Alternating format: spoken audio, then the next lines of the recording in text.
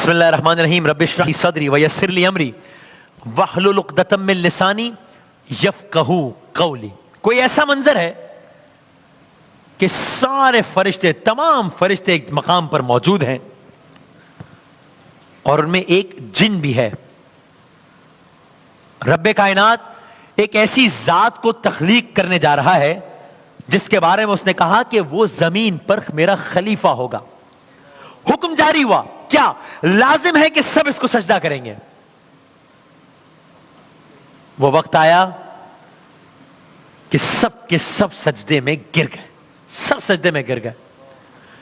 لیکن ان سجدہ کرنے والے کروڑوں اربوں کھربوں نہ جانے کتنوں ان گنت کے درمیان ایک ایسی ذات، یہ ذات دوسرے معنوں میں ایک ایسی ذات تھی جو کھڑی نظر آئی. سب سجدے میں جھکے ہوئے ہیں، سجدہ تعظیمی ہے یہ، سب سجدے میں جھکے ہوئے ہیں. ایک ذات ہے جو کھڑی ہوئی ہے. اب جس نے سجدہ نہیں کیا، سب کے سب سجدے میں جھکے ہوئے ہیں، کہتے ہیں اسے ابلیس. ابلیس کہتے ہیں اسے. اللہ تعالیٰ نے پوچھا، مکالمہ ہوا اور قرآن کریم میں بیان ہوا. یہ واقعے کو اتنی اہمیت دی کہ 7 مختلف مقامات پر قرآن کریم میں بیان ہوا اور زیادہ وضاحت کے ساتھ پھر سورہ کاف میں بیان ہوا جس کی ہم نے تفصیل سے بات کی تھی. سب سجدے میں ہیں. ابلیس نے سجدہ نہیں کیا، مکالمہ ہے اور قرآن نے بتایا، قالا کہا، اللہ تعالیٰ نے پوچھا، ما منعک اللہ تسجد، تجھے کس چیز نے سجدہ کرنے سے روکا؟ اذ امرتک، جبکہ میں نے تجھ کو حکم دیا تھا. تجھے کس چیز نے سجدہ کرنے سے روکا؟ میں نے تجھے حکم دیا تھا. جواب دیا، قالا، اس نے کہا، انا خیر منہ، میں اس سے بہتر ہوں. جواب دے رہا ہے رب تعالیٰ کو کہ میں نے سجدہ کیوں نہیں کیا. انا خیر منہ، میں اس سے بہتر ہوں. پھر صرف جواب نہیں دے رہا، اپنے طور پر دلیل بھی دے رہا ہے. رب کائنات کو دلیل دے رہا ہے اور دلیل کے طور پر کہہ رہا ہے، خلقتنی من نار، تو نے مجھے آگ سے پیدا کیا ہے، وخلقتہ من طین، تو نے اسے مٹی سے پیدا کیا ہے، میں اس سے زیادہ افضل ہوں. جواب آیا باری تعالیٰ کا، قالا، اللہ تعالیٰ نے فرمایا، فخرج، خروج، نکل جا، منہا فانک رجیم، کیونکہ تو نکل جا یہاں سے، کیونکہ تو مردود ہے، رد کیا ہوا ہے. اعوذ باللہ من الشیطان اللعین الرجیم، رد کیا ہوا ہے. یعنی کہ وہ کہہ رہا ہے کہ بے شک آدم کو تو نے مٹی سے پیدا کیا، گو مٹی بھی تیری تخلیق ہے، آگ بھی تیری تخلیق ہے، نور بھی تیری تخلیق ہے، لیکن بہرحال نار یعنی کہ آگ مٹی سے افضل ہے، بس میں اس سے افضل ہوں، میں کیوں سجدہ کروں. ابلیس کی نافرمانی کے اس اعلان کے ساتھ ہی، بس اس اعلان کا ہونا تھا، اب وہ ابلیس نہیں رہا. ابلیس یعنی حد درجہ مایوس، حسد کے مارے جو مایوسی کی انتہاؤں پہ پہنچ گیا. لیکن اب وہ ابلیس نہیں رہا. اس ایک عمل نے، حالانکہ ہم سنتے ہیں کہ پتہ نہیں کتنے سجدے کیا کیا کر چکا تھا، لیکن رب تعالیٰ کی بات نہیں مانی، اپنی لاجکس لڑا رہا ہے، اپنا آرگیومنٹ دے رہا ہے. اس ایک عمل نے اس کا اسٹیٹس چینج کر دیا. اب وہ ابلیس نہیں رہا، اب وہ ابلیس سے شیطان ہو گیا. شیطان ہو گیا ایک عمل سے. شیطان یعنی ہر سرکشی، ہر دشمنی، ہر عداوت میں حد سے زیادہ گزر جانے والا شیطان. جو عام الفاظ میں بھی کہتے ہیں نا شیطان، یہ شیطان جانتا تھا کہ آدم علیہ السلام سے اتنا حسد اور اپنے بارے میں غرور و تکبر، اس سب کے نتیجے میں اللہ کے دربار سے نکال دیا جائے گا اور پھر انجام جہنم ہوگا. لیکن اس نے یہ راستہ اختیار کیا. کیا راستہ اختیار کیا؟ اگر میری مانیٹرنگ بڑھا سکے تو یہ راستہ اختیار کیا، صرف یہ نہیں کہ خود بھی جہنم میں جائے گا، بلکہ یہ راستہ اختیار کیا کہ آدم علیہ السلام کی نسل کی اکثریت کو بھی اپنے ساتھ جہنم میں لے کر جائے گا. اور ایسا ہی ہوا. اللہ تعالیٰ نے کہا کہ تو یہاں سے نکل جا، مردود ہے، رجیم ہے، لعین ہے. شیطان نے کہا، ہے میرے رب، جرت دیکھیے، اگر ایسا ہے تو پھر مجھے مہلت بھی دے، مجھے مہلت بھی چاہیے. جرت دیکھ رہے ہیں آپ، مہلت بھی چاہیے، اور مہلت بھی چاہیے قیامت کے لیے، قیامت تک کے لیے. اور کس چیز کی مہلت چاہیے؟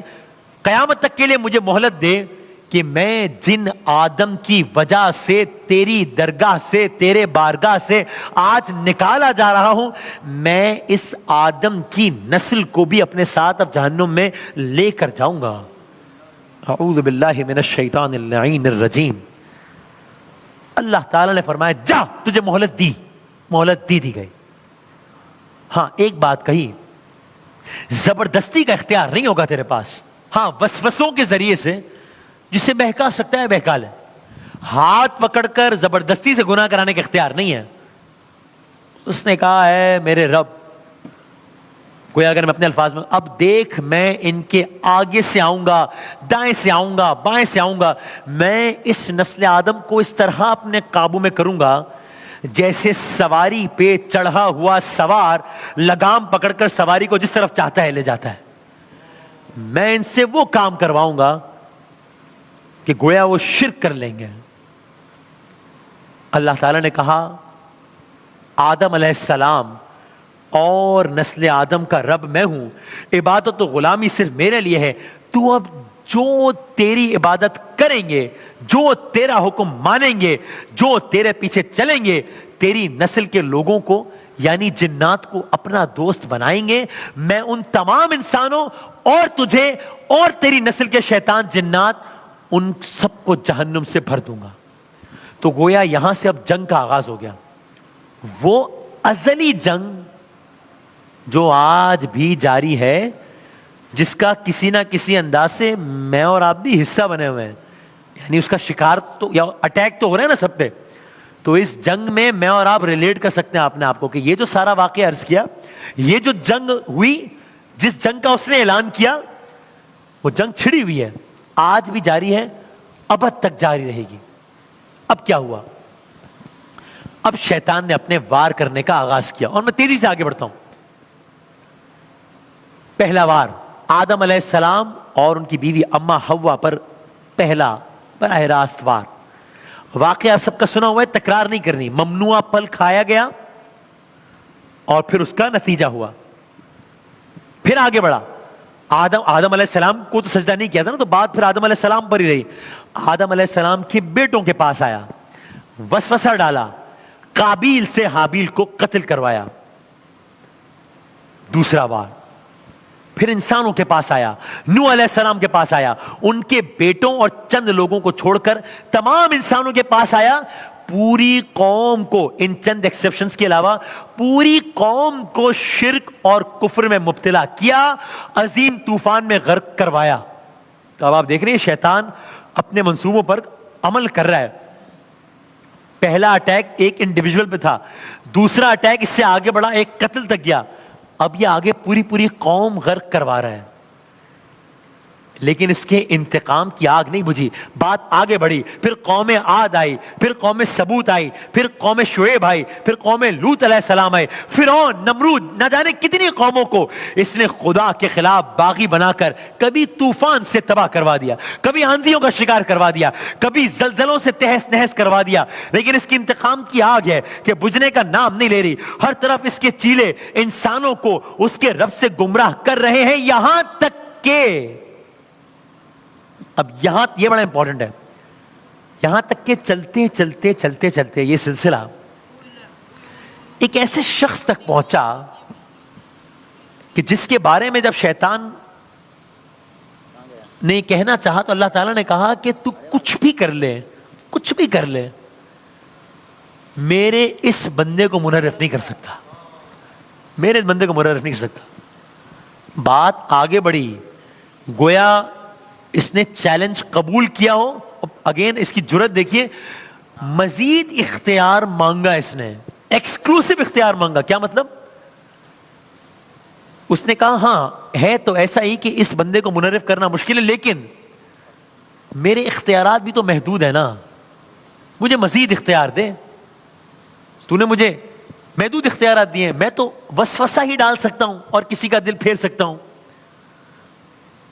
اللہ نے کہا نہیں، ایسا نہیں ہے، اس شخص کے لیے اگر میں تیرے اختیارات بڑھا بھی دوں نا، اتنے اختیارات بڑھا دوں کہ اسے موت دینے کے علاوہ تیرے پاس ہر اختیار ہو، پھر بھی یہ بندہ منحرف نہیں ہوگا، پھر بھی تو اس بندے کو منحرف نہیں کر سکے گا۔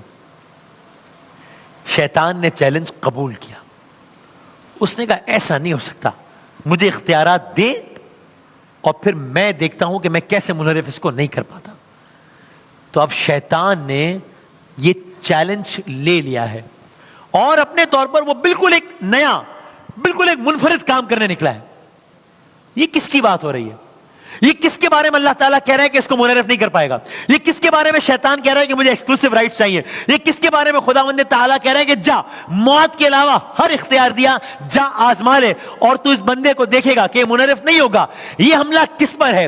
یہ حملہ کب ہوگا؟ یہ حملہ کامیاب ہوگا؟ یہ حملہ ناکام ہوگا؟ یہ حملہ کس پر ہوگا؟ یہ حملہ کس طرح ہوگا؟